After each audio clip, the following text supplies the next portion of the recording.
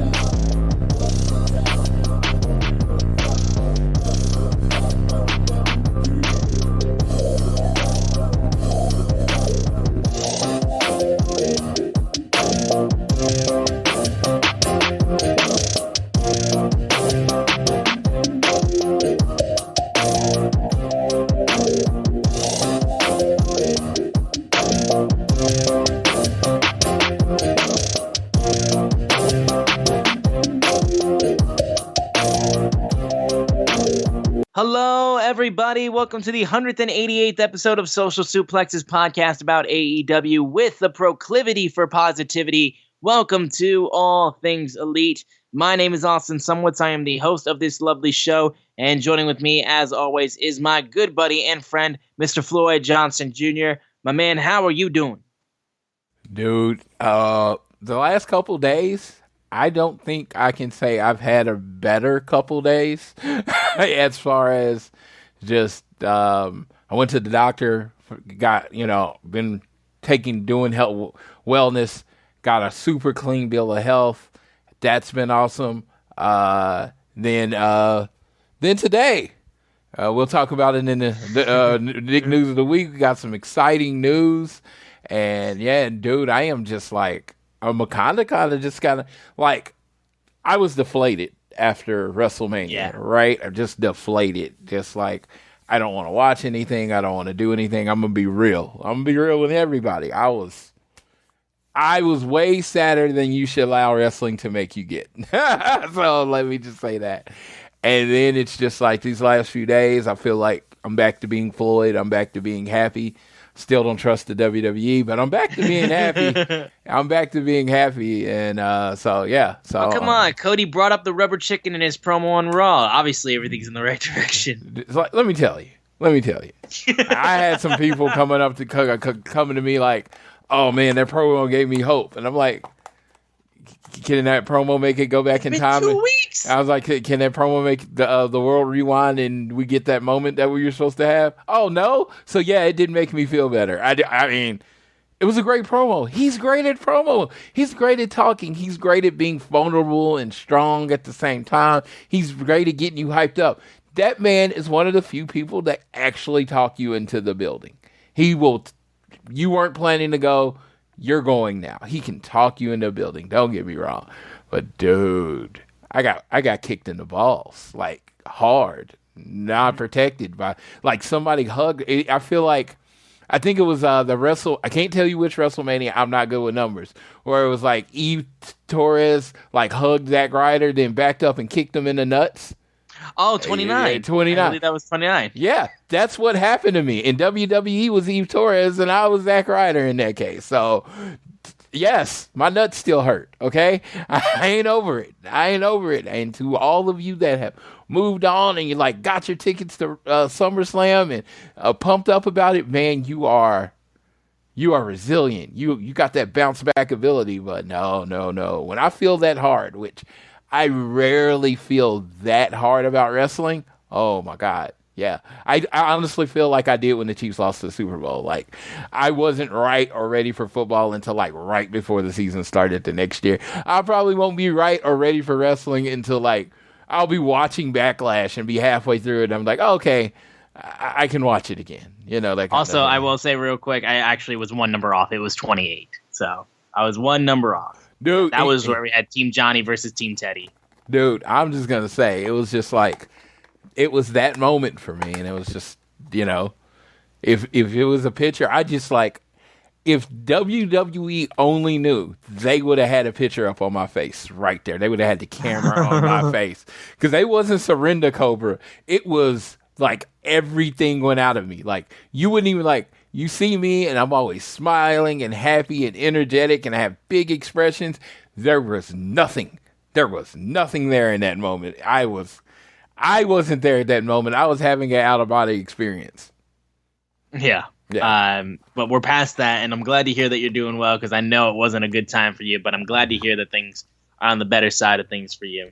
I'm doing well myself. I finally got the Tigers to actually win a game after losing 6 straight. God, this team is awful. Javi Baez, you can't even figure out how to run the bases properly, let alone hit a ball. And you're so excited that you got an extra base, your first extra base hit of the season, that you want that ball back. Bro, you're a professional hitter. Act like you've been here before. Please. I need the Lions to come back so I can be more happy about my Detroit teams, because it's just been so long. It's been so long. But it's fine. We'll move past that for right now. Because we got a lot to get into with AEW recently, not just with the Dynamite that just aired in Milwaukee just a couple days ago, but also the news is buzzing, and we got to get to it, because you know why. But before we get into everything, we want to make sure you guys are downloading this fine show on Google or Apple Podcasts. If you listen to us on Spotify or wherever you choose to listen to us, please give us a share with your friends, family, coworkers, whoever you wish. It really means the world to us. And also leave a rating and a review, because it helps the show out and also helps us get better as well. If you're so inclined, you can also follow us on Twitter at ATElitePod. At Social Suplex are the guys that make this show possible. Check out all the other shows they have on their network. I am at Austin Sumowicz, SZUMOWICZ. Floyd is at Floyd Johnson Jr. on Twitter. And getting into the news of the week, it's CM Punk, because of course it is. And so it's been continuously the story. Is he going to come back? He's still signed to AEW. Tony Khan has not bought him out of his contract like everyone, including myself, was expecting. He's still on the books. Everyone was wondering, is he going to come back? Everyone, sir? Everyone? There was one person that said he was 100% coming back from the very beginning. Yes, and again, I don't count you because you're a psychopath.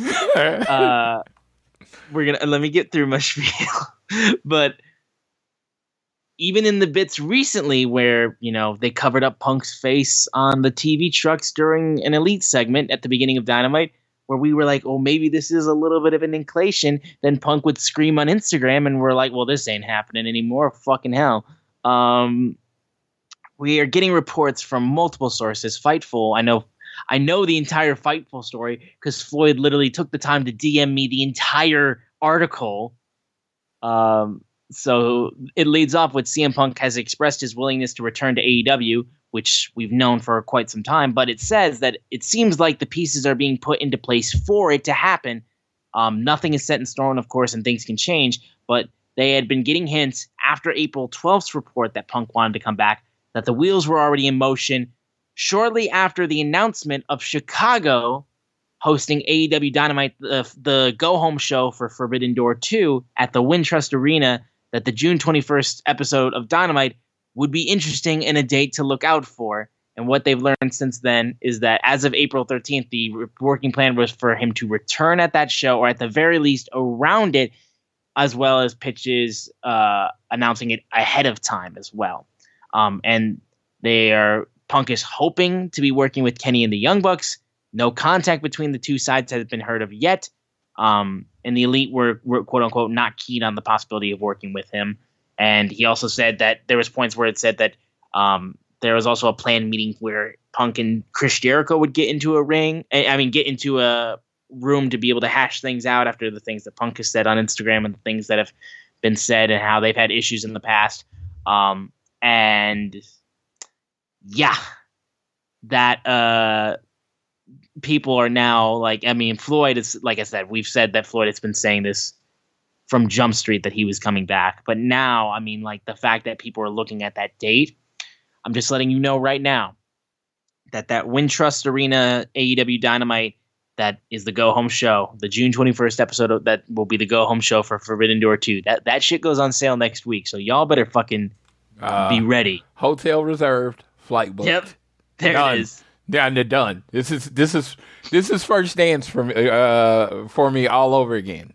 I literally, I heard it, and this is what and people like, well, they didn't say he was coming. I was like, okay, cool. I'm not gonna fight you. I'm like, go for it. Every major news publication, Wrestling Observer, Fightful, all of them are saying this is where he's coming back, right? Of course, cards subject to change. Of course, cards subject to change. They could have a falling out. Chris Jericho and him could try to actually beat up each other. There's a lot of shit that could go on. Don't get me wrong. So there's not 100% guarantee that he will be in the building that day.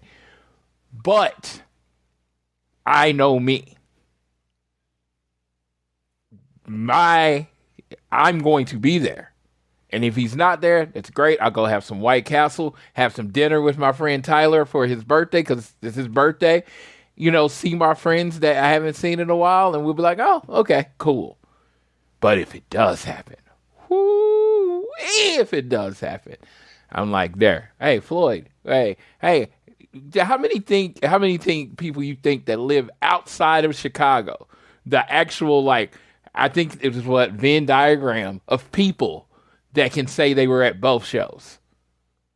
Not quite that many. That don't live in Chicago. I'm going to say I'm there for it. And I'm going to be wearing the shirt that I got at the end of First Dance. It's going to be incredibly large on me, thank God. But I'm going to be rocking that shirt.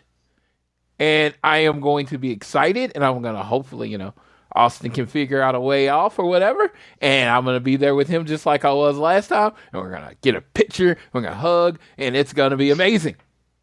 Because, this is what wrestling is. It's like, as much as I have heard from wrestling and from different things, this passion, this excitement, this group of people, I've seen the people, and the naysayers, I don't want CM Punk coming back, blah, blah, blah, blah, and they're shaking their hands, and they're like, blah, blah, blah, and they're shaking their fists like old men, that they don't want CM Punk coming back. Okay, so Floyd Johnson, this is only me speaking, don't care what you want at all. At all. You're not paying for my plane ticket. You're not paying my ticket to the show. You don't pay my fucking cable bill. So I do not care what you want. I will be there, and I imagine about 10,000 of people that are similar thinking will be there too. And when he does sell out yet another Chicago arena, yet on another just rumor of him showing up, I will say, please sit your ass down, because Twitter ain't real. Yeah, so then the funny part is now Floyd is, like he said, he's in the exact same point in feeling and mindset that he was back leading up to August 20th, 2021, where Punk made his 7-year return to wrestling at the United Center. And I've said before, leading up to that entire moment, I just didn't want to believe it because I didn't want to get hurt again. And that's exactly where I am again right now. I don't want to get hurt again. And so now it's okay, well, tickets go on sale next week. Let me look at my schedule. Let me see what I can get off, what I can get off. And it's thankfully during the summer, which is not a crazy busy time for sports. So it's very much still possible and in the realm of possibility that I can make that happen. I've driven to Chicago many times. I'm fucking hell at this point. I'm used to the drive because of the amount of times that I've gone to Chicago for wrestling. And then at the same time, it's like, well, if he shows up the go home show, does that mean he shows up at Forbidden Door? I mean, I live in Michigan. Toronto is literally 4 hours away. It's the same length of time, basically, from my house to Chicago and then my house to Toronto. It's the same distance. Just one of them, I need to show my ID and passport and all that kind of stuff. So I'm just like, oh my God, am I going to do this too? And tickets already for that are sold out. Like, I mean, pretty much sold out. So then I'm like, okay, well, I got to start seeing if people can't go and they end up having to sell their tickets or then, God forbid, go on resale. And I'm just like, oh my God, this dude's going to do this to me again. I'm just going to fucking, because that's the thing.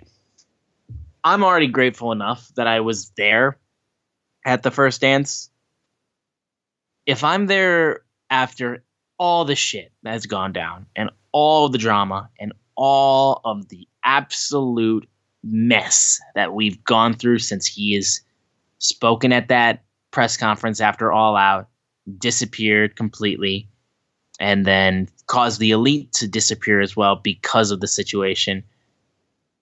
If I'm there when he's back again, here's the problem though. If I'm there when he's back again, like, I'm going to be looking at people who are pissed off and I'm just going to be screaming in their face. Oh God, it's going to be bad. But this seems way more like, at this point, I have a lot more confidence, at least in this, because again, if he wasn't going to come back, they'd fire him. You know what I mean? Like, that's the thing I've said constantly, is that if he wasn't going to be back, they'd just straight up fire him. And with that being the case, yes, I do think that he'll come back. Will it be at that Chicago show? Signs point to yes, and everything is saying that as well. I'm just curious, at least, what they do for him, like, match-wise, like, when he'll get back in the ring. Because, like, again, we're talking about Punk at his current age after suffering 2 major injuries. I just want to make sure that he's capable, you know what I mean? Like, I'm sure he is, but I need to see it, you know what I mean? But I mean, my thing is this. I'm going through this shit again, dude. It's like fucking hell. The one person that needs to realize Punk's age is Punk. Yes. That's the person that needs to accept Punk's age. And I think there's a style out there that includes like his greatest hits and stuff and just working, somewhat of a, I wouldn't say, safer style, a more age-friendly style, right? Get your highlights in or whatever.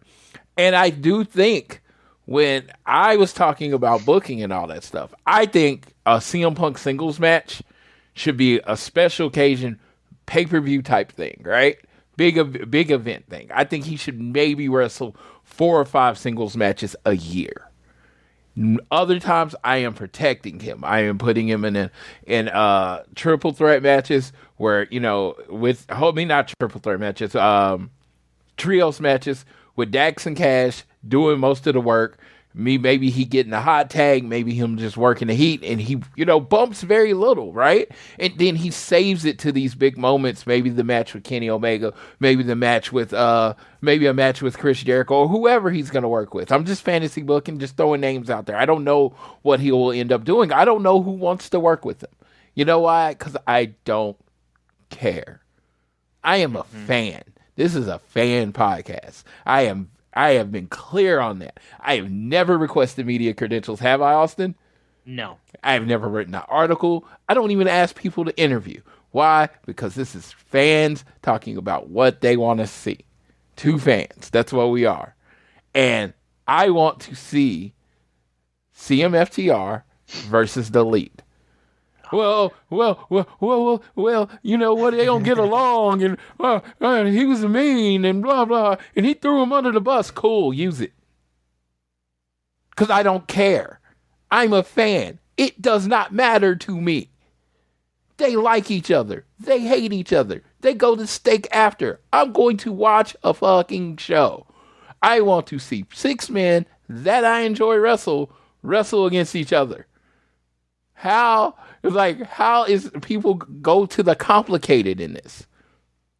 I know we're hardcore. We are fans. We care about the other stuff. I do, but in the simple, I want to pay my money. I want to go to a show. or I want to pay my money and I want to watch on pay-per-view, and I want to watch talented men wrestle. I want to watch my favorite tag team, Dax and Cash, against currently probably my second favorite tag team, the Young Bucks. I can't say there's a tag team out there that I like more other than FTR. I always used to say they were 1 and 1A before, right? And then you're going to take one of my favorite wrestlers of all time, CM Punk, attitude, everything. I just think he does it well, versus probably the best wrestler I've ever seen, Kenny Omega. Is Kenny Omega my favorite wrestler? No, he's probably not even in my top 10. But you know what I can't deny? I can't deny talent. I never liked Kobe Bryant. But Kobe Bryant was elite at basketball. You know what I mean? It's like I'm not a Tom Brady fan, but he's the greatest quarterback of all time. Like, I can honestly say, as much as Kenny Omega's not my favorite, I've literally never seen a wrestling match of his I didn't like. Not one. Not one. So I want to see them wrestle each other. I want to see them work it out. You know what? I am an adult. I work with people I don't like. Yeah.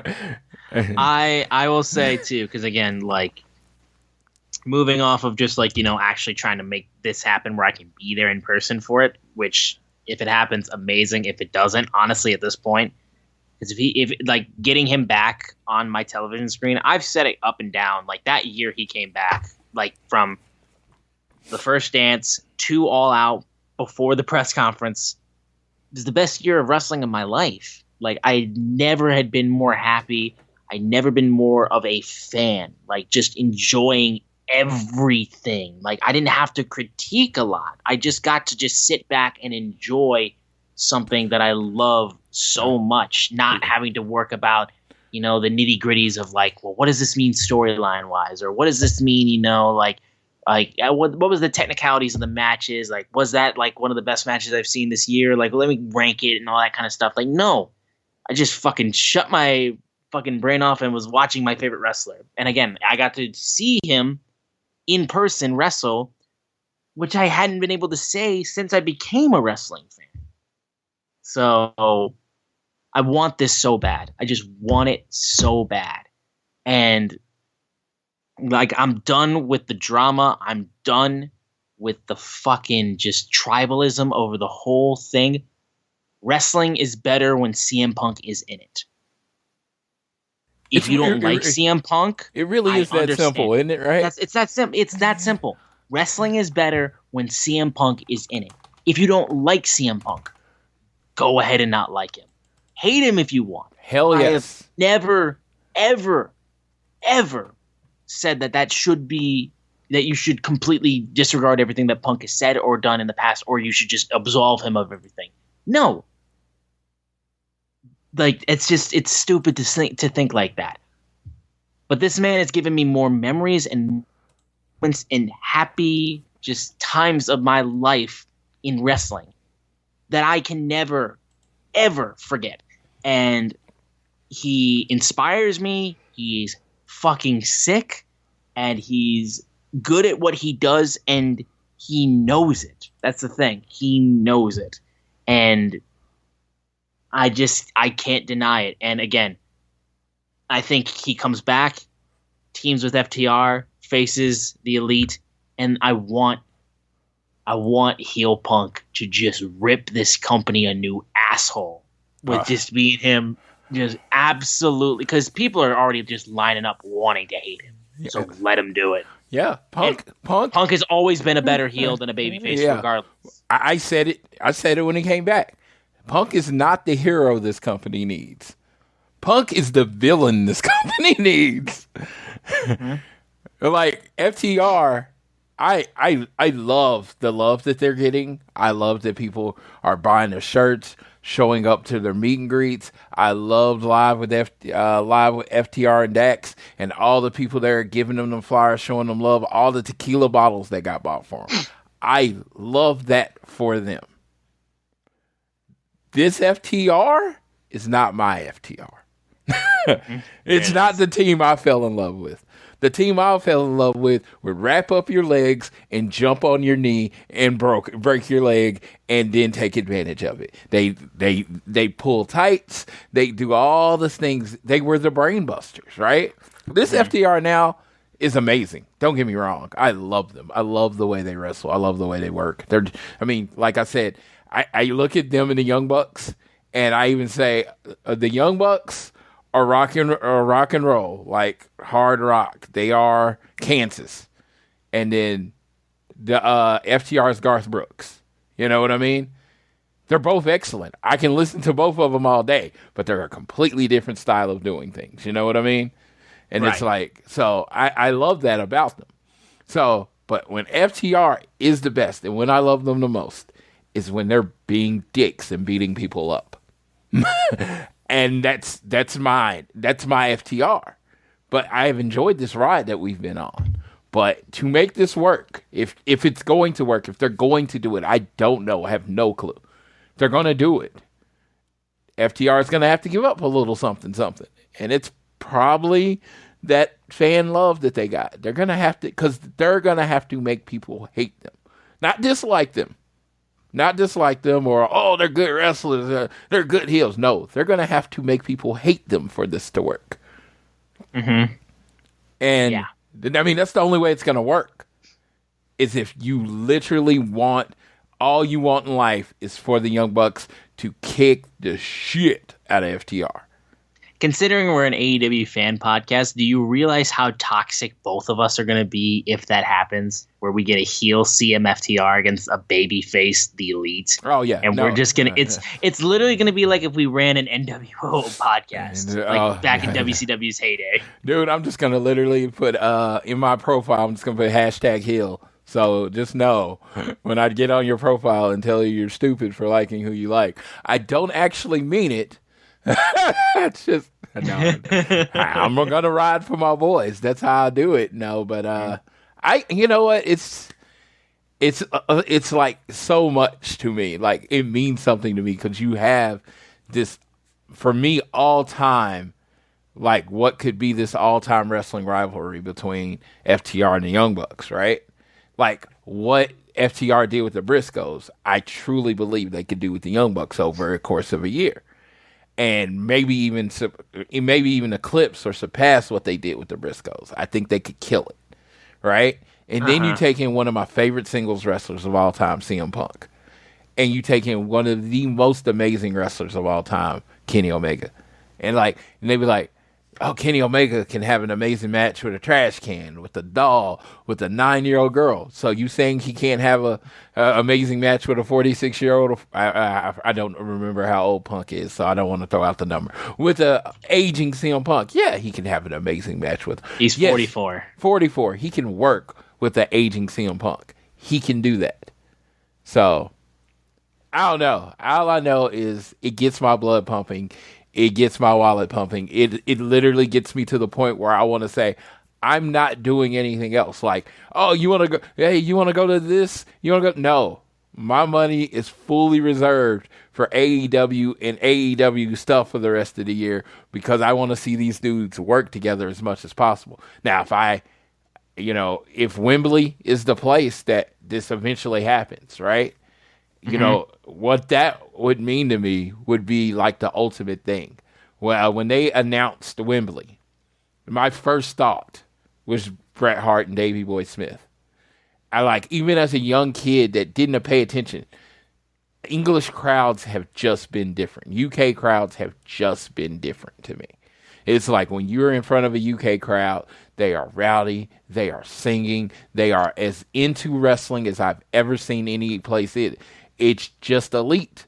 Now, put 50,000, 40,000, 50,000, whatever AEW is able to sell in that arena for the first time in front of fans, and you put a hot heel group of CMFTR versus an on-fire babyface group of the Elite.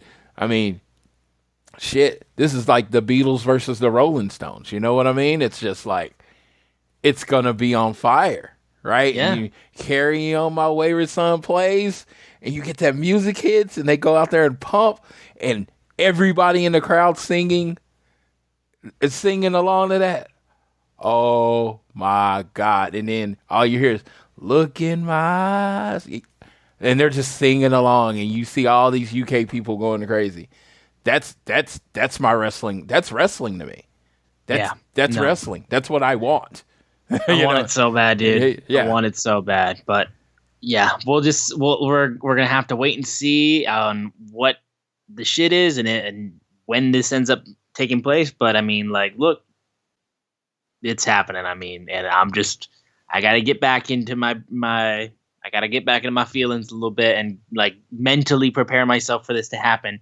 And really try to like look deep down in my soul, like, you're gonna want to be back there to see this happen. So you might as well try to make it happen. So we'll keep it posted on this whole development, all that kind of stuff. Side note, I will also say, we got to give a shout out to AJ Lee. She's going to be starring in a new comedy actually called Sacramento alongside Kristen Stewart and Michael Cera, which is fucking sick. So we're actually going to get her in an acting role. So she just recently wrote the screenplay for Blades of the 47 Ronin, which is on Netflix. I watched now she's going to be. It was pretty. Yeah, it was a fun movie. It's a cool, fun little movie. And now she's going to be on screen in a comedy that features some pretty prominent actors. She's moving up. She's doing some cool shit. So shout out AJ Lee. There's nothing bad you could possibly say about AJ Lee. So show her support. If you hate CM Punk, at least show AJ some love, please.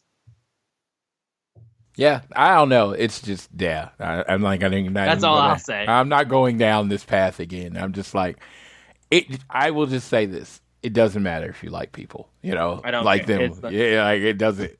It's like that's not. I've never tried to convince people to like him. I'm just saying wrestling's better with him than it is without him, and I very, very, very much want CM Punk back in my wrestling, back in my favorite wrestling company. That's all I want. I'm in a wrestling Facebook group. I'm to remain nameless, which one? They fucking hate Dex in that wrestling group, and it's hilarious to me. Oh gosh, I am so amused by how much they hate this man. It's just like, I mean, seriously, you would have thought that dude came over, saw their bowl of Cheerios and pissed right in them, and like, man, you got to eat it anyway. I'm like, you would think, man, these dudes got a personal problem with each other, but no, it's like I say, it cracks me up because it's like, I listen to his show. You know me, I'm one of the first people to download it just because of the schedule I work. I'm not saying I'm some kind of I'm insane fan or anything. I'm up overnight, so when the show drops, I'm listening to it, and most of the things to me that he says are interesting but mundane. You know what I mean? Like, it's not like anything that anyone should really get mad over, and then it just reminds me of what wrestling is. Like the wrestling fandom is so strong that you can be like, I like blue. What about yellow? Why do you hate yellow? Yellow's amazing. Yellow's way better than blue. I didn't even say anything about you, but you didn't say yellow's good, so you must hate it. Okay. That right there is just AEW WWE in a nutshell. Yeah, it's like, oh man, AEW's putting out such great shit. You didn't say anything about WWE. I'm like, yeah, I mean that was, this is. But do you like WWE? I'm like, sure. And it's like, well, why did you say anything about it? Because I don't care. It's like, well, fuck you. Yeah, I mean, and that's what it is. It's just like, I don't know. I watch both. I like the Young Bucks and FTR. I know, I'm weird. I like, like generally when there's like a division in the middle, I'm somewhere in the middle. I want you to watch AEW because I think AEW needs your viewership more than WWE. WWE just sold for $9 billion. They don't need you. The company that's been around for 4 years and is about to try to sign another TV deal, they need you. Yes. So you should be watching them because I want wrestlers to have as many different places to work as possible. It's that simple for me.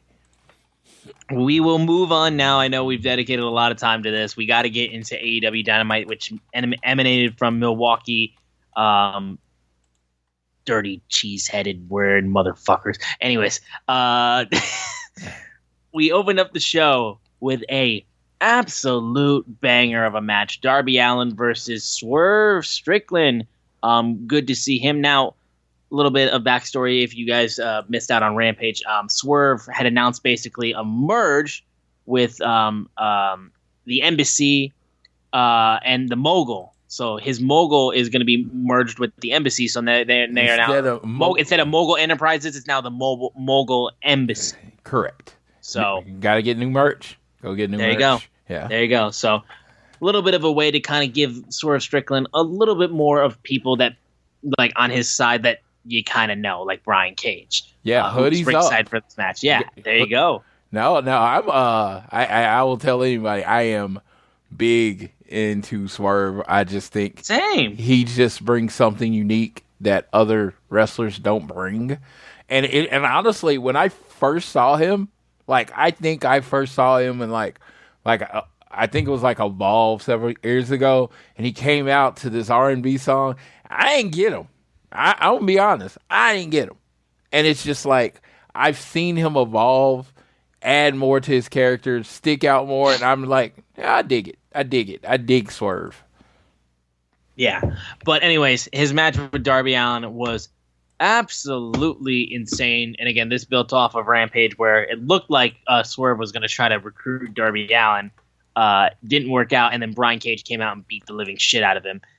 So these two guys, they did such unbelievable shit in this match. Fucking Darby Allin with the reverse Rana off of the apron onto the floor to Swerve Strickland was ridiculous. Absolutely ridiculous. One of the craziest things I'd seen.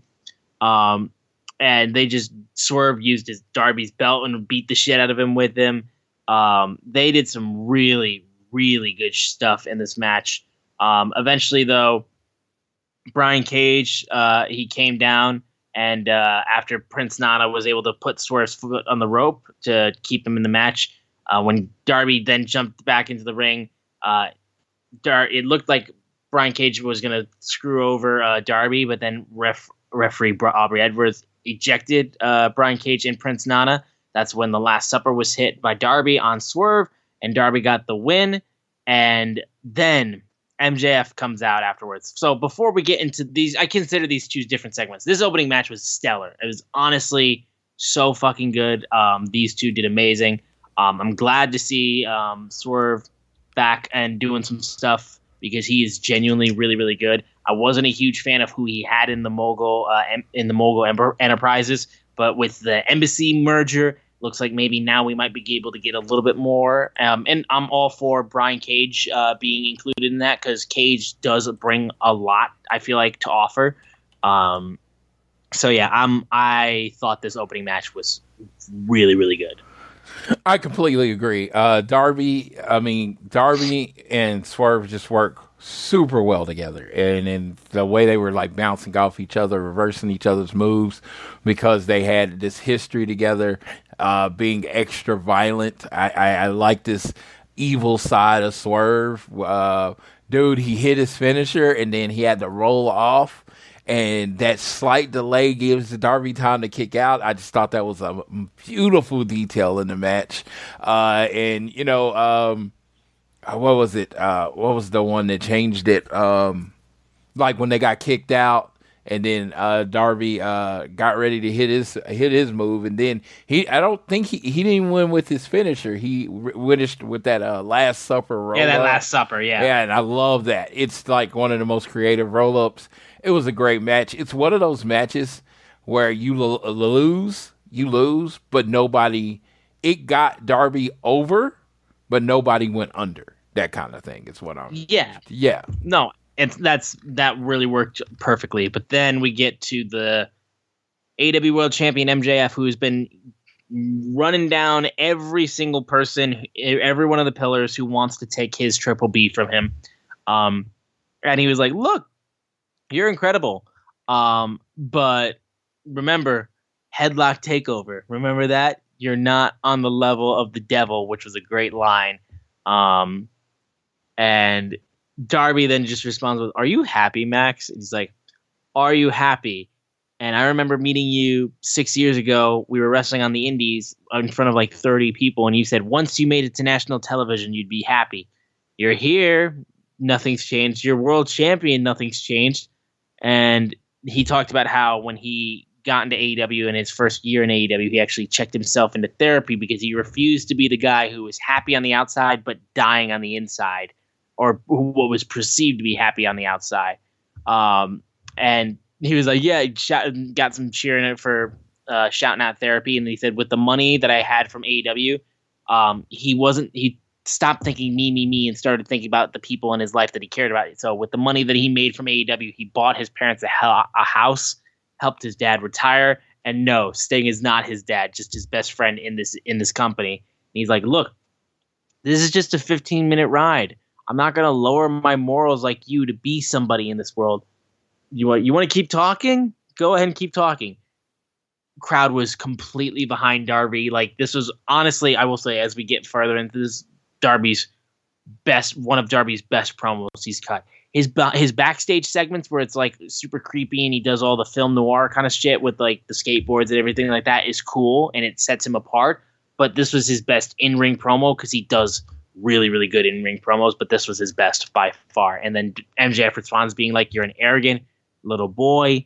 You're not special because you don't think you have to go through what people have been going through for decades in this industry to make it to the top, because morals kill careers in this sport. I said, you're a gutless coward because you don't have the balls to sacrifice what needs to be sacrificed. It's like, do you think I'm an idiot? Do you think I don't realize that I'm probably going to die alone, is what he said. And that if there is an afterlife, I'm probably not going to hell. I mean, I'm probably not going to heaven. He's like, I could give a shit because I don't care as long as this belt comes with me. He said, that's the difference between me and you and the other two pillars, is that I will do whatever it takes. And I want to leave a legacy. And when I'm done with it, it'll be saying MJF, greatest of all time. Yours will be Sting's bitch. And that's when Sting did come out.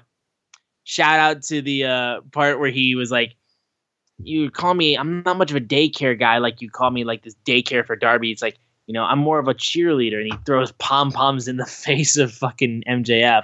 And then he's like, look, I promise to stop right now since it looks like I've offended you. If you stop with this Cody daycare stuff. Oh, I said Cody, didn't I? And I was just like fucking dying. I'm like, oh my God, Sting is outlandishly good. And he's like, it hurts because you had a cheerleader and a support system in Cody. Darby has one in me, and a young Surfer Sting had one in Ric Flair. He also brought up all the iterations of Sting, from the Crow Sting to the Wolfpack Sting, shouted out Kevin Nash and the late, great Scott Hall, and then also said, it's pretty clear I still got a little Joker left in me, which I was like, man, he's really going through in his whole career. He's like, look, I don't have a hunger for this world title. And I'll be honest, Showtime is almost over, but Showtime is just starting for Darby Allin, and he will be AEW World Heavyweight Champion. And he's like, this fake, Darby then closes it out, this fake plastic world is not taking me alive. I'm leaving the next AEW World Champion. And MJF spits in his face and jumps out of the ring. Here's the deal. I love Jungle Boy, and Sammy Guevara is dope. I want Darby to win so fucking bad. If I was to choose one of the three pillars that were going up against MJF, because regardless, MJF's retaining in this situation.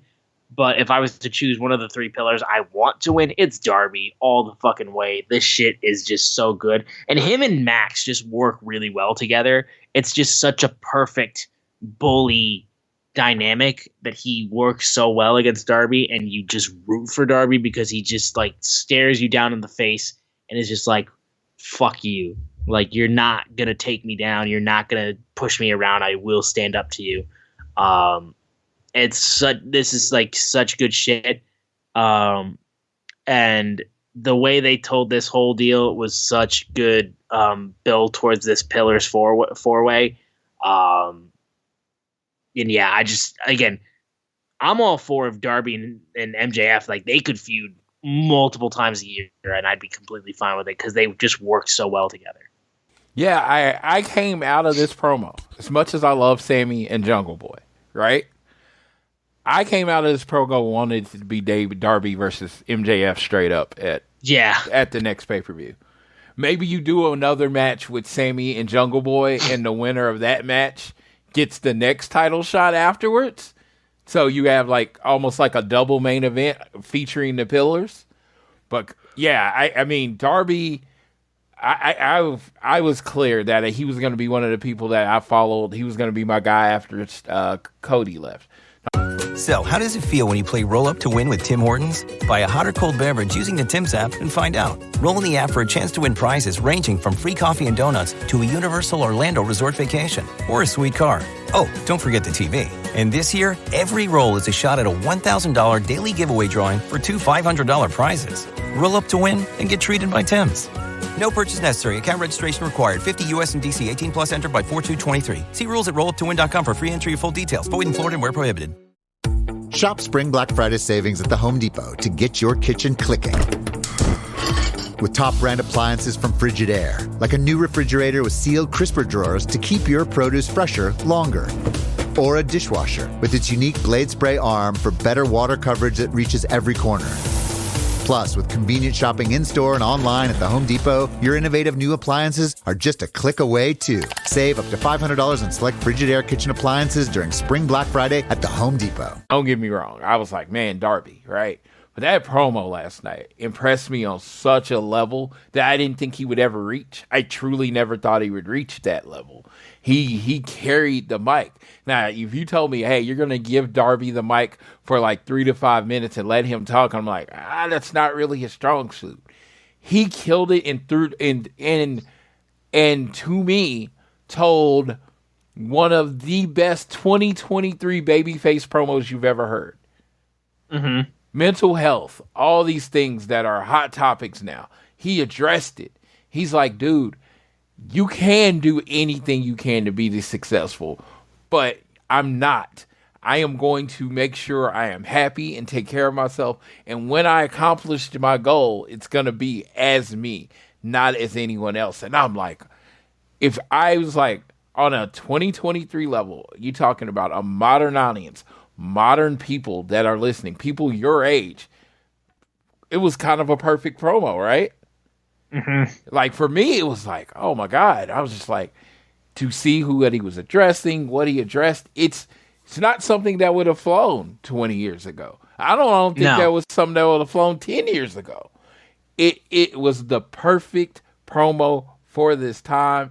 I came away, blew away. He hung with Max on a different level because he didn't go out and try to make fun of him. He went out and talked himself up like a good babyface does. Sting came out and buried MJF with the Cody daycare thing, which is amazing. Shout out to Cody Rhodes because, I mean, honestly, MJF's first big win in AEW was against Cody at Revolution. So, yes, this has been a beautiful, beautiful thing. I love it. I love this segment. I just thought it was amazing. Like, perfect segment, especially when you're trying to build new stars. Like, MJF is the champion, right? And Darby is the champion. MJF is not a made man yet. He is not on that Jericho CM Punk level. It takes years to get on that level. Is he on the way to there? Absolutely. And segments like this is what's going to get him to that level. Yeah, and I think he's on his way for sure. And like I said, I'm all for the Pillars 4-way because I mean, like, it just seems right to have those guys fight for the world title. But yeah, after this promo, you're like, man, those two in a singles match for the title, because we've seen them wrestle each other in a singles match on pay-per-view before in AEW, and it was amazing and it was great. But for the title, oh shit. So keep that in your back pocket for sure, especially if Darby shouldn't get pinned, first of all. It would be Sammy, I would hope, that would get pinned. No disrespect. But keep that in your back pocket because that could be absolutely a match that you do either on television if you wanted to, or hell, if you wanted to do it for a pay-per-view, because you could absolutely do it because people would buy into it for sure. We then moved on to an open challenge for the TNT Championship. Powerhouse Hobbs with QT Marshall faced off against the last real man, Silas Young. It was always nice to see him. He died in this match really quickly. But I will say it was nice to see Silas as somebody who's seen him wrestle before. Yeah, I was about to say, not a fan perspective. this is like, going into a little bit of a prediction. Yeah, that first segment went over. It did. Because Silas is from Milwaukee. They don't squash people from their city. Yeah, no, it was very clear that segment and that match went over. Yeah, so they just said, okay, this got cut. And because they were doing a lot of storyline telling the night, and then this was another good one. Yeah, so Hobbs got the win on Silas, but then as they're about to pull Silas to the back, Wardlow appears on screen. Wardlow sees Powerhouse Hobbs' car outside and decides, we're going to do something that I know a lot of the old hardcore wrestling fans are going to love, especially the Attitude Era people. We're going to wreck this dude's car. And he just goes and takes a pipe and smashes it, and then he takes the little I guess I can't think the rope thing that holds the rope for velvet rope and all that kind of stuff, and he takes that thing and smashes it into the windshield. Then he go ahead and finds a forklift, smashes it through the window, and then flips the car completely over. As Hobbs is like, you know what? Fine. You know what? Wardlow, you can see this. I'm a powerbomb Symphony Silas through a table. Wardlow's music hits, and then they start fighting, and then they're separated by the AEW locker room. Aaron Solo, at some point, though, former friend of QT, he gets it the worst as he gets powerbombed almost through two tables. He missed, unfortunately, so that was a tough little smack to the back of the head on that table. But he gets slammed through the tables on the outside for this match. And yeah, this segment I think would have probably been better if it wasn't suffering from what happened prior, because it was very clear that there was supposed to be more here. Because I was like, man, they gave Silas a short match, and I'm like, I don't think that was originally in the plans. I don't think that was in the cards. Yeah, I love this Wardlow QTV. I love this segment with Wardlow's. I mean, of course, they broke into his car. The perfect revenge is breaking Will Hobbs' car. I mean, that's just poetic, and how he did it. And then he took the tractor and he forgot to put it in park, and it just kept going. That was another cool visual. He was just like, they didn't let him run into it. Yeah, and then but I loved Hobbs' car. Don't get me wrong. And then they come back, and he was like, okay, well, Aaron Solo is the one that broke into Wardlow's car. So you put him through the table. That way you write him off next week. Now, I don't know who's going to win. I'd personally like to see Wardlow attack QT before it. So it's just Wardlow and Hobbs Wardlow and the Hobbs in the match. But I'm loving this team up for Hobbs. It's perfect. It's a team Hobbs against just Wardlow by himself. And I hope we get they're going to be in the ring next week, so I'm really ready to see them have a wrestling match, because I think there's a wrestling match missing. I don't think we've had a wrestling match. There was a 3-way, and then there was a street fight. I think we've been missing the Wardlow and big man slapping meat wrestling match fight, and that's what I'm ready for next week. Yeah. We then had a AEW International Championship match between the hardest working champion, it seems like, on the company, Orange Cassidy, freshly squeezed Orange Cassidy, against the House of Black's Buddy Matthews. The strikes, just the fucking strikes in this entire match were just, every shot, every blow that was given was just vicious. These two were laying haymakers on each other. Tornado DDTs, ridiculously, just slamming Buddy Matthews' head into the ground repeatedly. Just again, the way that when these guys made contact with each other, it just felt like it was a fucking shotgun blast to the chest. Just such great stuff. The work that Buddy did, really working on Darby's hand and then stomping on it and standing on it and all this type of stuff. Orange Cassidy went for the orange punch, but Buddy Matthews then tried to want him to hit him. Was hit me again with it, and that's when he blocked it. He hit the curb stomp, wasn't able to get the pin, but then there was a mousetrap pin that Orange Cassidy used, and that was what he used to retain the title. And this match also was really good. I don't know necessarily if it was better than the opening match with Darby and Swerve, but it was damn good too. I cannot give Orange Cassidy enough props for what he's done with the international title, because the matches that he's having with that belt are ridiculous, and he's facing good people too. That like people would be like, yeah, it'd be cool to see Buddy Matthews hold that title. Yeah, it'd be cool if all the other people that they wrestle. Like, it's just that belt has just become it's so clear that's their workhorse belt, and they've done an amazing job of making it feel like that already. And Orange Cassidy has been a great champion as that workhorse guy, because he's just every week, face me for this title, I will beat the shit out of you, even though I don't care. Yeah, he's making the title. He is making this title mean something. He's kind of giving it the run that Cody gave the TNT title originally, and I know Orange is not the first champion, but he's making this international title, which I think is such a better name than All Atlantic title. International title, he's making it mean something, and it matter. Buddy Matthews, people forget how good he is. When he was 205 Live champion in WWE and literally killing it every way, literally putting on a banger match every week. Every week he would be like, because I was watching 205 Live, and it'd be like, man, he's so good. And it's just like, so last night you got to see that from him. I really dug Orange Cassidy's selling of the hand, and like when he hit the orange punch, that first time he did it with his forearm, and I love the idea that he wants to win so bad, he's still going to use the punch, even though it hurts him just as much as it hurts the opponent. I'm loving the storytelling that's going on with Orange Cassidy right now. And yeah, I thought Buddy Matthews was a great opponent. I think this was, of course, building to OC versus Malachi, and I'm excited for that. Yeah. Moving on, though, there was a quick vignette of Luchasaurus and Christian Cage just kind of appearing real quick and saying some things have changed. Then afterwards, Orange Cassidy and Best Friends had a medical update where they then had Best Friends challenging Aussie Open to a match on Rampage.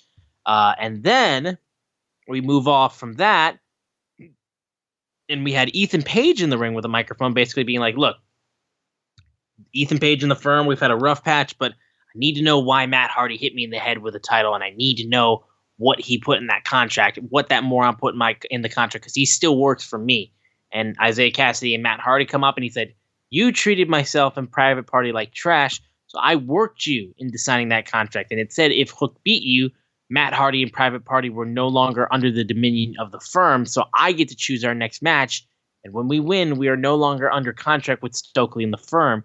That's when Big Bill and Lee Moriarty have the... I got a question. Yes. This was very confusing.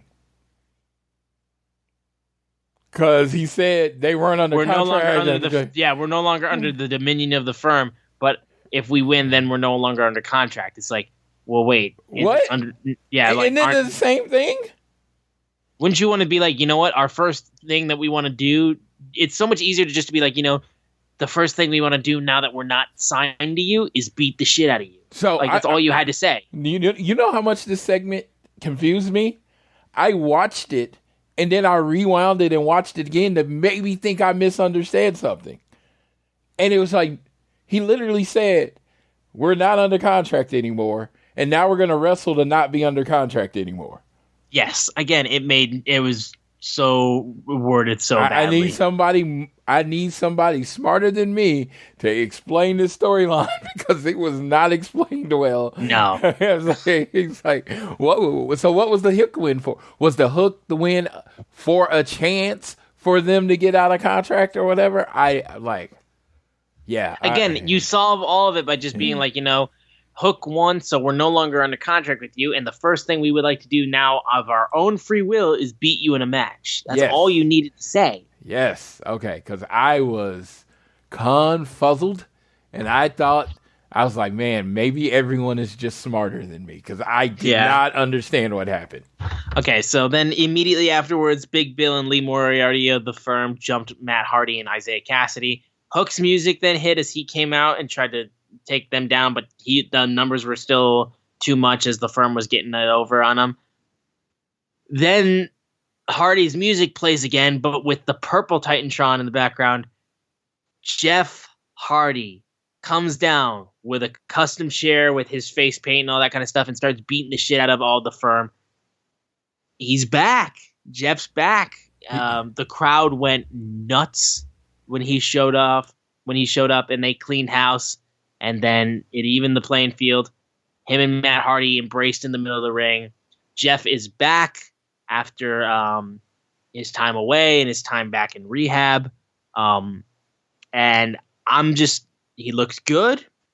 I'm hoping he's feeling better, and I'd assume that he's feeling better. I've heard reports, though, that he's not fully cleared because of an eye surgery that he needs or something like that. I can neither confirm or deny that. I've seen that. I don't know necessarily the truth of that, but regardless, it's just good to see him. Like Jeff is. I got a special place in my heart for Jeff. One of my first feuds. It's ironic if I tie this back to CM Punk. One of the first feuds I saw CM Punk in was him and Jeff Hardy, which is still a top tier WWE feud. Like, seriously, those two did such good stuff with that feud. And Jeff just, like, I want him to be, like, in a good place. And I hope that, him and Matt can really do, like, their run that they can send things off on. And then I would be good if Jeff just calls it when on his time and on a moment that he can feel like is a good time to call it. Because I love Jeff. I don't want him to get hurt, and I want him to be happy and not having to deal with spiraling downwards and all that kind of stuff. I don't know him, but it's just like, he just seems like a good dude. But I'm very happy to see him. I'm glad to see that he's doing good, and just seeing the way that crowd comes alive for him, it makes me feel happy, genuinely. Yeah, very happy for all of you Jeff Hardy fans out there. I'm one of those things, something cannot be for me, and I'm fine. But Matt Hardy has been floating in this, I wouldn't call it terrible, but very low tier storyline that no one cared about. And Jeff Hardy and Matt Hardy immediately makes them someone people care about, which is good. And they can get together and lose to FTR, which makes me happy. We both took it back to our favorites. You see how we did that? That's how we do it. Like Hardy Party. I don't know where Mark Quinn is. I don't know if he's hurt. I'm actually going to try to do some searching and find out. But I've been waiting on Private Party to be a thing again.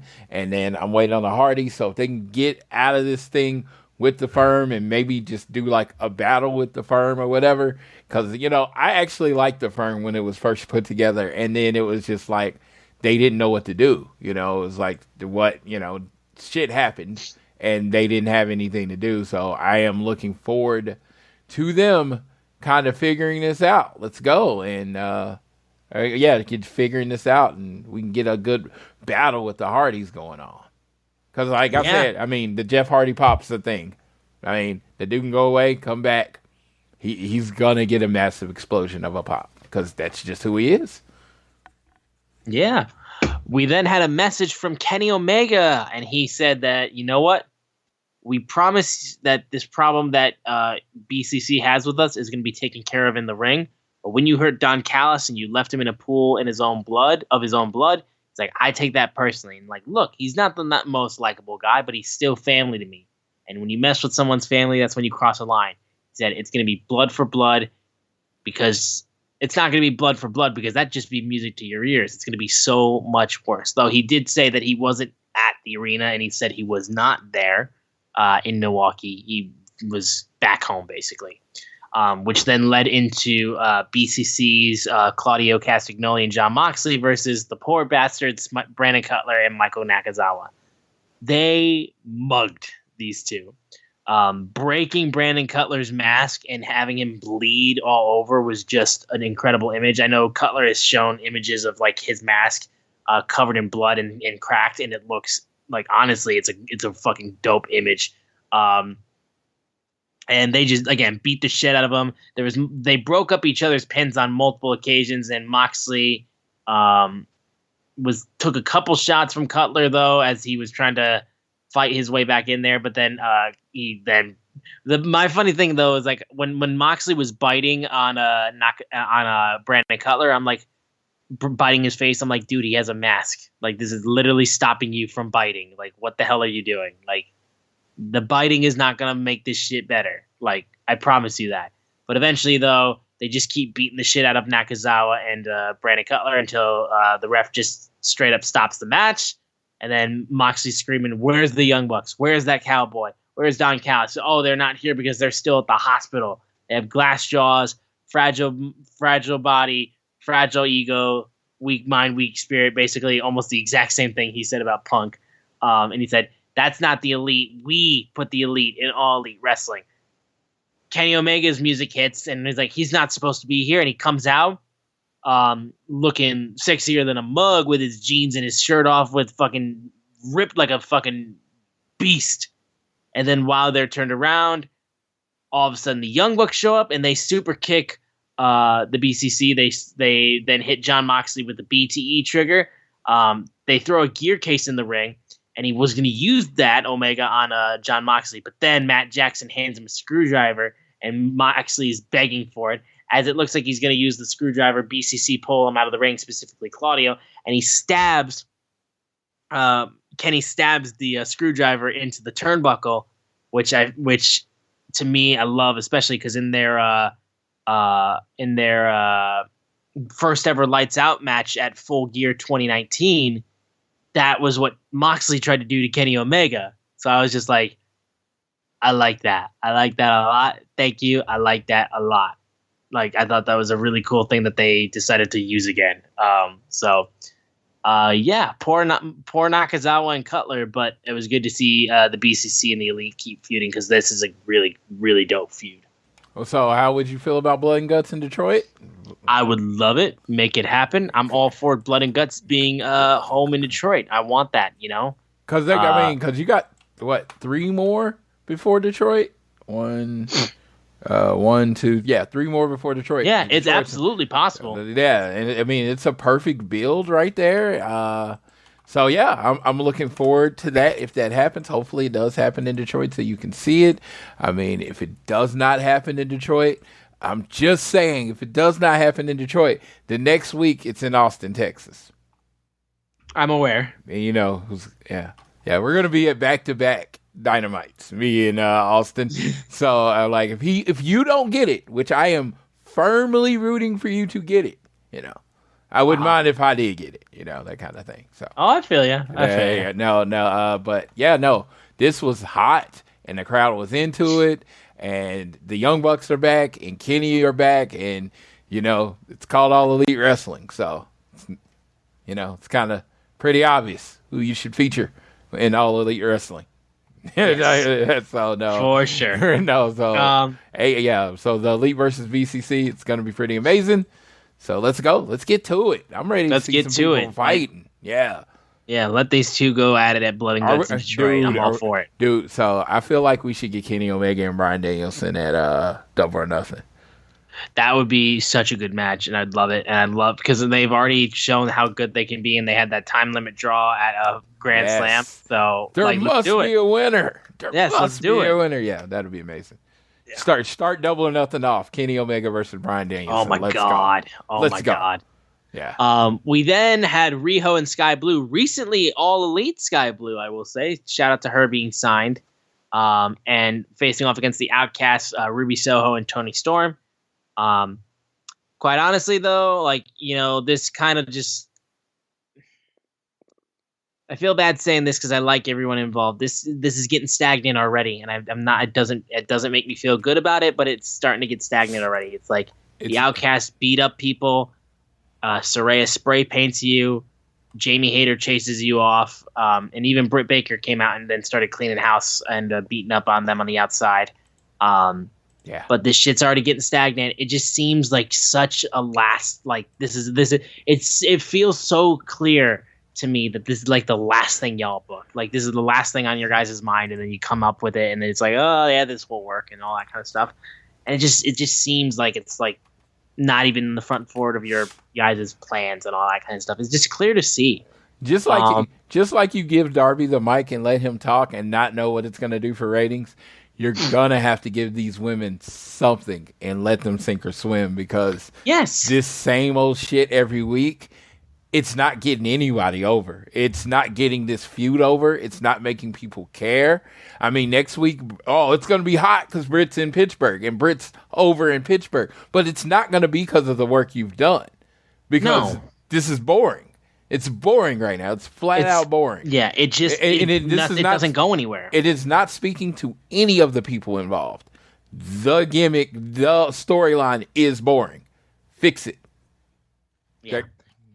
No, it's just, again, like I like I said, I don't mind the Outcast as a group. I think it's a good group and all that kind of stuff. My biggest problem with it is just, again, it's like we're not getting any developments of it. And like the only time we see these three talk for the most part is backstage, like with backstage interviews. Like put them in front of a crowd.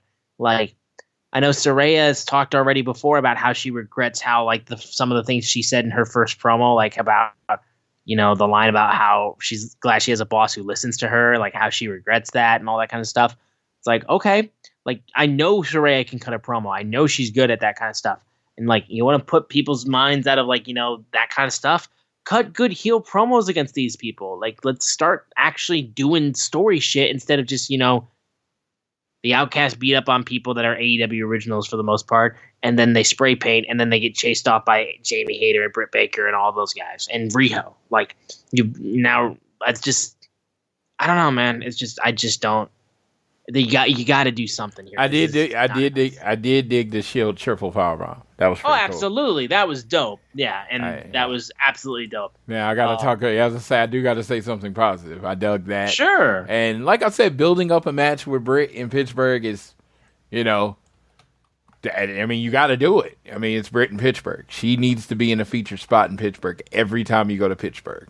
So now I'm looking forward. I'm looking forward to see what happens, but. It's I want to see I wanted it to evolve next week. Something has to happen next week to me. Absolutely. Before people completely just like check out on this. No, literally. Yeah, you got to make a jump on this right now. Yeah.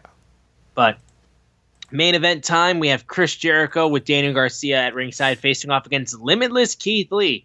I got to say, first off, I'm very happy to see Keith Lee in the main event of a Dynamite in singles competition, no less. Because I love Keith Lee. And I'm glad to see him in the main event. I don't like Gandalf the Grey. No, I don't. I'm aware. Yeah, no one likes the gray hair. No one likes the gray beard. I'm aware. Dude, Keith Lee. Keith. You don't listen to this show. I don't expect you to, but I just want to say this. As a man that has always loved you because you represent the big men, the people that you look unique in this world, and you're just, phenomenal at this thing called wrestling. I mean, it's cosmetic business, brother. It's cosmetic business. And, you look like, you look like, I don't even know. It's look like you're playing a character, but you don't know what character you're playing. And it's like if he came out and was in all silver and he's like, I'm a wizard. That would be more effective than just being a gray-haired wrestler. I'm like, is there a gray-haired wrestler that's over right now? I mean, like, is there anywhere? It's just like most people go through to dye their hair black, dye their hair, like different colors and stuff. It's just like, you're like, I'm going silver. I'm trying to teach people a lesson. I'm trying to show that, gray isn't age. I don't do that on your own fucking time. Mm-hmm. I mean, this is a show. You're trying to sell tickets. You're trying to build a brand. I want you or Swerve to be the first black AEW World Champion. Make it happen. This great shit ain't the way to get there. Yeah. All right. Well, moving on for that though. This match was a really, really good match. Jericho did a lot of good stuff to help. That showed just how good Keith Lee is too.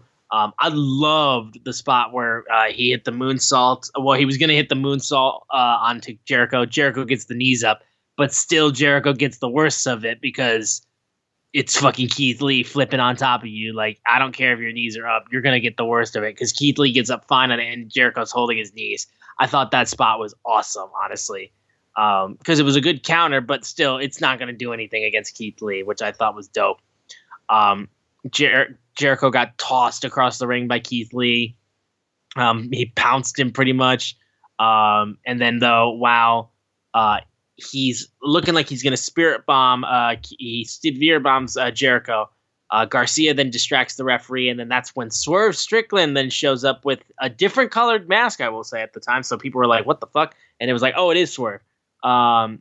And then Jericho, after Swerve knocked out Keith Lee with some sort of foreign object, Jericho was able to get the pin and get the win over Keith Lee. But after that, after Swerve Strickland kind of slithers back into the shadows, Adam Cole comes down, checks up on him, and is talking to him basically. And like the great shot of the night was when Adam Cole was kind of slowly looked like he was going to look over his shoulder and then stopped and then just like kept walking forward with Adam Cole, not even looking at Jericho. I'm interested in exactly what that means. It kind of leaves you in a little bit more of like, where does this go? Like, as opposed to like, like, wow, we just ended Dynamite like that. It was a little bit more of us like, not a typical ending of a Dynamite that we normally get, I will say.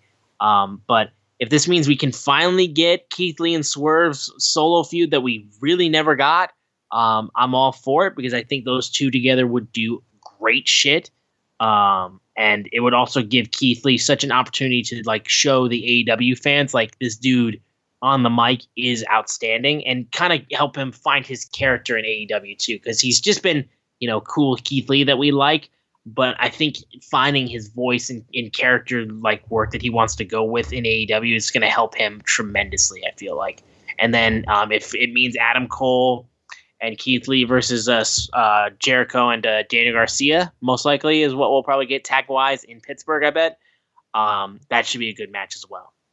Yeah, definitely. I'm excited for this because you left with the two feuds. Like, you had the two major feuds that they're lining up.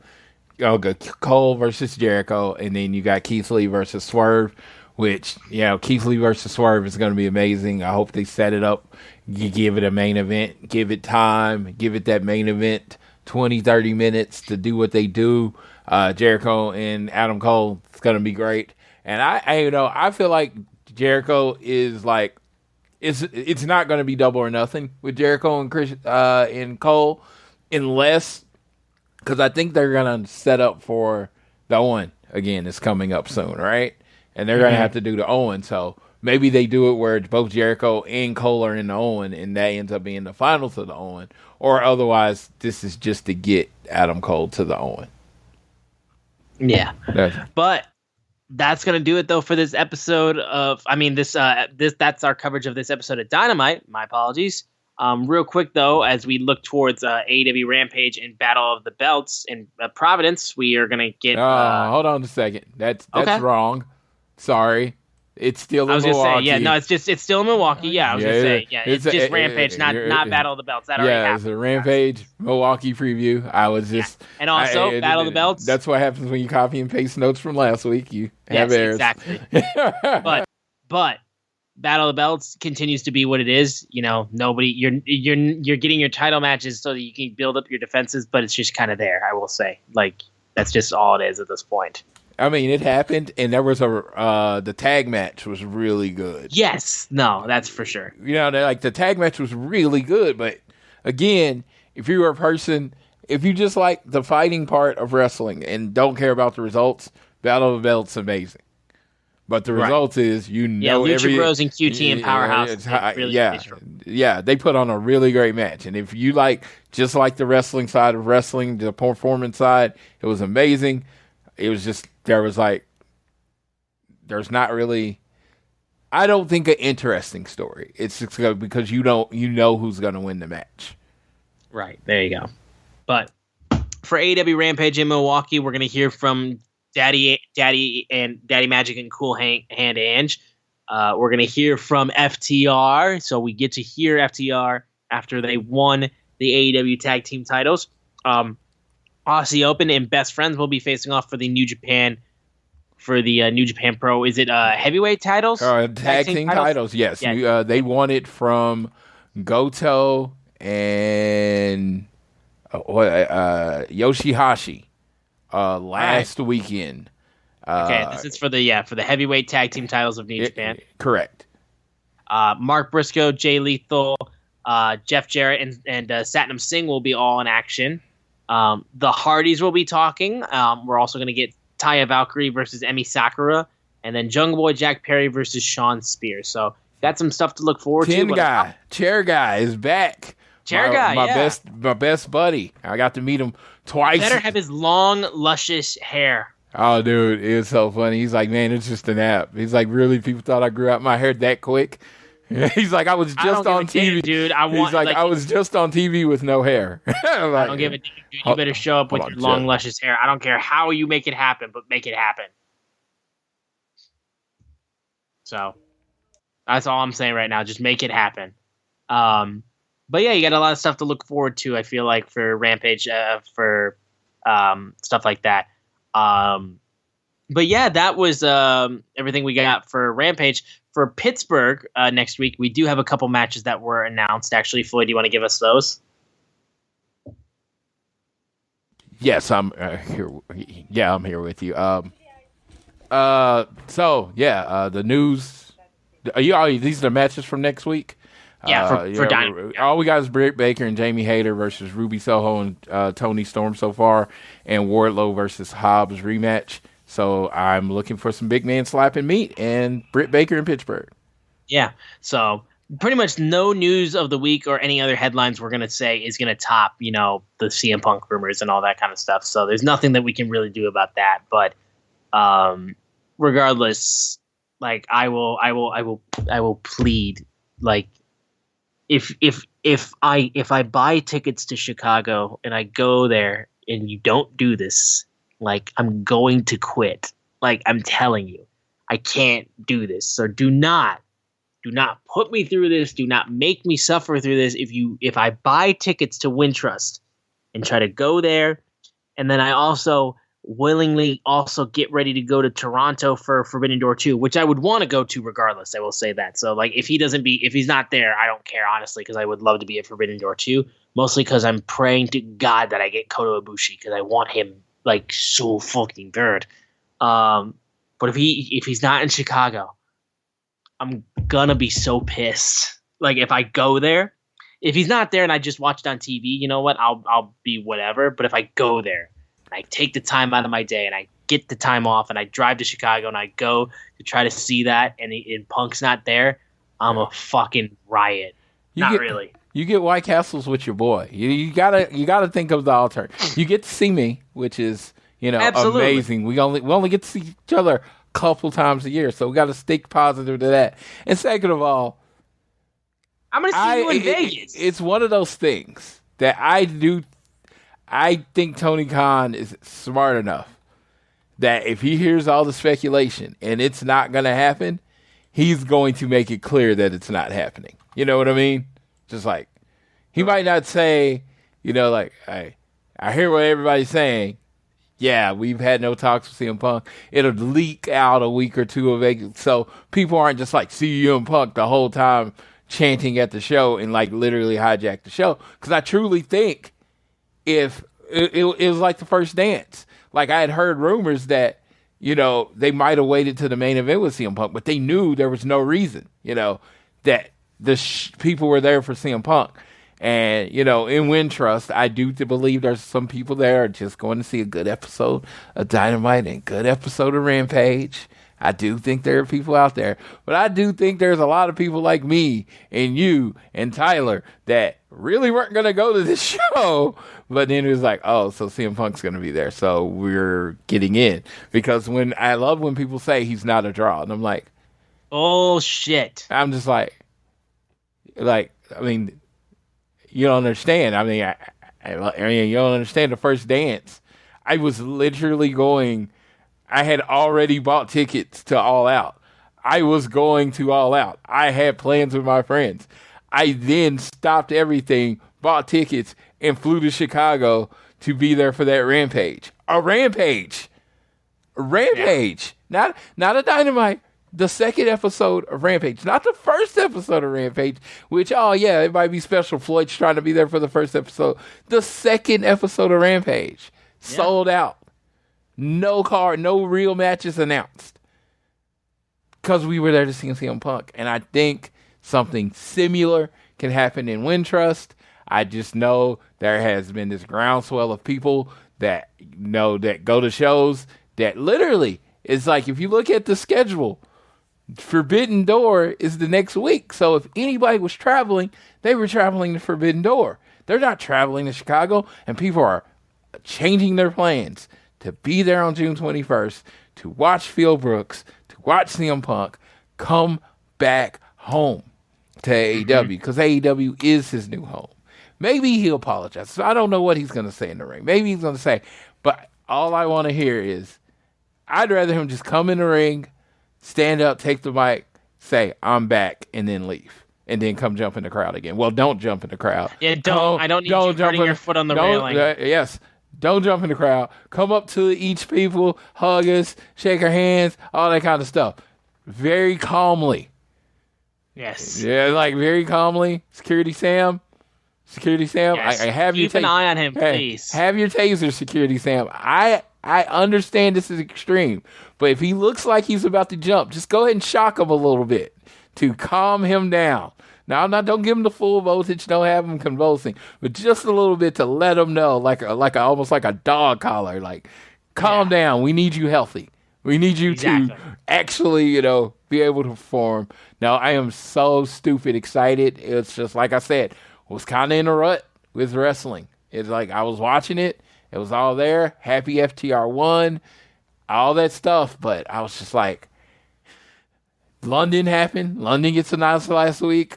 That was a shot to the veins. And now this, oh my God, this is like straight meth, and it is some straight meth, cocaine, Adderall combination. Like, my heart is going 100 miles an hour. You cannot hear the excitement.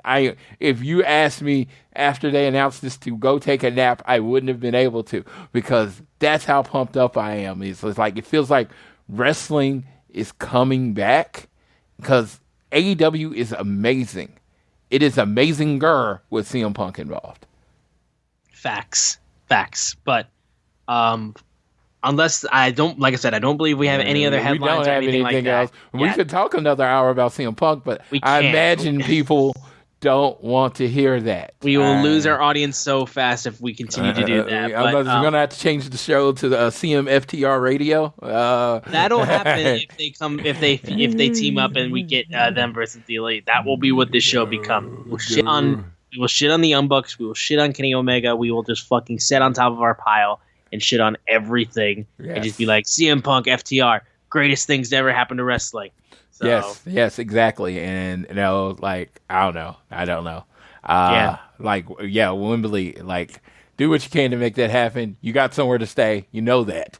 If we go, we will dude it up and have I'm gonna fucking literally call my buds at Cultaholic and be like, yo, can I crash at Newcastle and just go with y'all? Yes, that'd be crazy. So it's gonna be fun. Thank everyone for listening. As always. Absolutely. Yeah. Again, guys, continue to support this fine show on Google or Apple Podcasts, wherever you listen to us, on Spotify, whatnot. Easiest way for you guys to support us is sharing us and giving us a rating and a review. All that stuff helps out so much. We are at AT Elite Pod on Twitter, at Social Suplex, make this show possible. And you can check out all the other shows they have on their network. Myself, I am at Austin Sumowitz, SZUMOWICZ. Floyd is at Floyd Johnson Jr. on Twitter. I could kind of see that he was starting to do it, but I want to be able to set my man up to hit one out of the park so he can take us home on this episode of All Things Elite. Okay, I want to leave you with a beautiful thing that I do every now and then. I told you so. 100% that CM Punk was coming back. Me, you heard it here. Everybody else is telling you how I don't know how it's going to work. Blah, blah, blah. I said, you know what? Punk draws, and this is wrestling, and wrestling is crazy. He's coming back. And he is. And that just has made my day. As happy, as sad as I was that Cody lost, as happy as I am that CM Punk is coming back. Victory laps all around. Pepsi's in the air. Because CMFTR, Pepsi's and tequila. One drinks Pepsi, one drinks tequila. We're going to do that. Pepsi's and tequila in June. in Chicago. I'm looking forward to it, but thank y'all all for listening. Be nice to everybody. Love everybody. There are people out there struggling. If you can be there, if it's a text or a nice message, is the difference between a bad day and a good day. Be the person that sends that message. And with that, I will leave you how I always leave you, whether it's home, work, or school. Always do your best to be elite.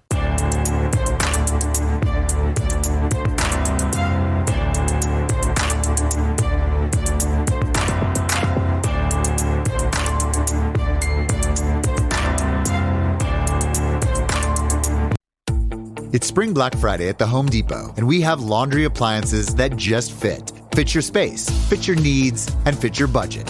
Like a new Samsung laundry set with large capacity, so you spend less time doing laundry. And with sensor dry technology to automatically optimize time and temperature, you'll spend less energy on it too. Save up to $600 on this Samsung laundry set in-store and online during Spring Black Friday at the Home Depot. How doers get more done. With one of the best savings rates in America, banking with Capital One is the easiest decision in the history of decisions. Even easier than choosing Slash to be in your band. Next up for lead guitar. You're in. Cool. Yep, even easier than that. And with no fees or minimums on checking and savings accounts, is it even a decision? That's banking reimagined. What's in your wallet? Terms apply. See CapitalOne.com/bank for details. Capital One NA, member FDIC.